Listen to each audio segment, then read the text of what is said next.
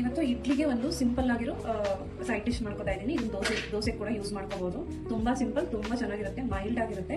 ಇದಕ್ಕೆ ಏನೇನು ಇಂಗ್ರೀಡಿಯೆಂಟ್ಸ್ ಬೇಕು ನೋಡ್ಕೊಳ್ಳೋಣ. ಬೆಳ್ಳುಳ್ಳಿ ತಗೊಂಡಿದ್ದೀನಿ, 2 ಹಸಿಮೆಣಸಿನಕಾಯಿ, ಹಾಗೆ ನಾನು ಚಿಕ್ಕ ಆನಿಯನ್ ತಗೊಂಡಿದ್ದೀನಿ. ನೀವು ಇದು ಅವೈಲೇಬಲ್ ಇಲ್ಲ ಅಂದ್ರೆ ದೊಡ್ಡ ಕೂಡ ಹಾಕೋಬಹುದು. ಒಂದು ಹಾಕೊಂಡ್ರೆ ಸಾಕು. 1 ಬ್ರಿಂಜಾಲ್, ಹಾಗೆ 1 ಆಲೂಗಡ್ಡೆ, 2 ಟೊಮ್ಯಾಟೊ. ಇದು ಒಗ್ಗರಣೆಗೆ ಕರಿ ಲೀಫ್ ತಗೊಂಡಿದ್ದೀನಿ. ಮತ್ತೆ 1 ಸ್ಪೂನ್ ಹೆಸರು ಕಾಳನ್ನ ನೆನೆಸಿಟ್ಕೊಂಡಿದ್ದೀನಿ. ಇದನ್ನ ಹಾಕೊಂಡ್ರು ಹಾಕೋಬಹುದು, ಇಲ್ಲಾಂದ್ರೆ ಸ್ಕಿಪ್ ಮಾಡ್ಕೋಬಹುದು. ಇಲ್ಲಿ ಸಾಸಿವೆ, ಜೀರಿಗೆ, ಅರಿಶಿನ, ಅರ್ಧ ಸ್ಪೂನ್ ಖಾರದ ಪುಡಿ, 1 ಸ್ಪೂನ್ ಸಾಂಬಾರ್ ಪುಡಿ ಇಟ್ಕೊಂಡಿದ್ದೀನಿ. ಇವಾಗ ಒಗ್ಗರಣೆ ಹಾಕೊಳ್ಳೋಣ. ಫಸ್ಟ್ ನಾನಿಲ್ಲಿ ಸಾಸಿವೆ ಜೀರಿಗೆ ಹಾಕೋತಾ ಇದ್ದೀನಿ. ಇದು ಸಿಡಿತಾ ಇದ್ದಾಗೆ 1 ಸ್ಪೂನ್ ಕರ್ಬೇವು ಹಾಕೋತಾ ಇದ್ದೀನಿ. ಹಾಗೆ ಆನಿಯನ್ ಹಾಕೋತಾ ಇದ್ದೀನಿ.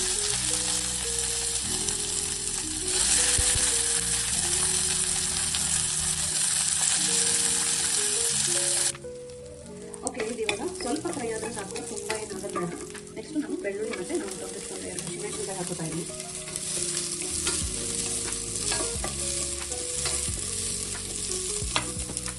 ಲೈಟಾಗಿ ಕಲರ್ ಚೇಂಜ್ ಆದಮೇಲೆ ದೊಡ್ಡದಾಗಿ ಹೆಚ್ಚಿಟ್ಕೊಂಡಿದ್ದೀವಲ್ಲ ಟೊಮ್ಯಾಟೊ ಅದನ್ನು ಹಾಕೋತಾ ಇದ್ದೀನಿ.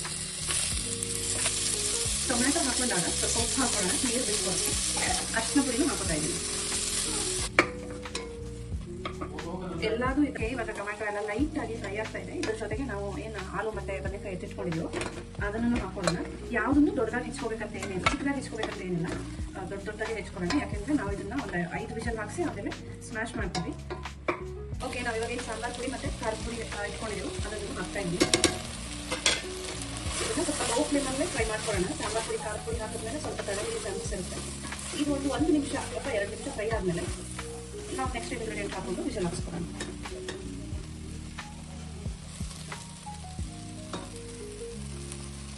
ಇವಾಗ 1 ಸ್ಪೂನ್ ಹಸಿಕಾಳು ನೆನೆಸಿಟ್ಕೊಂಡಿದ್ದೀವಲ್ಲ ಅದನ್ನು ಹಾಕ್ತಾ ಇದ್ದೀನಿ.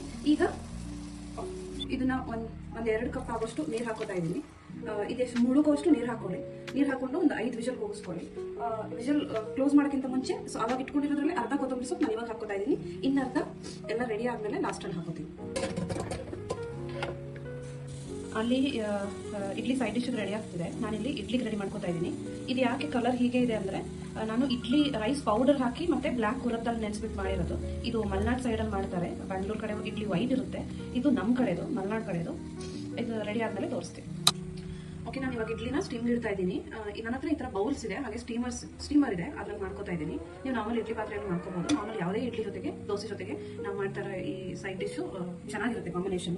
ನಮ್ಮ ಕಡೆ ಈ ಥರ ಜಾಸ್ತಿ ಬೌಲ್ ಇರುತ್ತೆ, ಇಡ್ಲಿ ಪಾತ್ರೆ ಯೂಸ್ ಮಾಡೋದು ತುಂಬ ಕಮ್ಮಿ.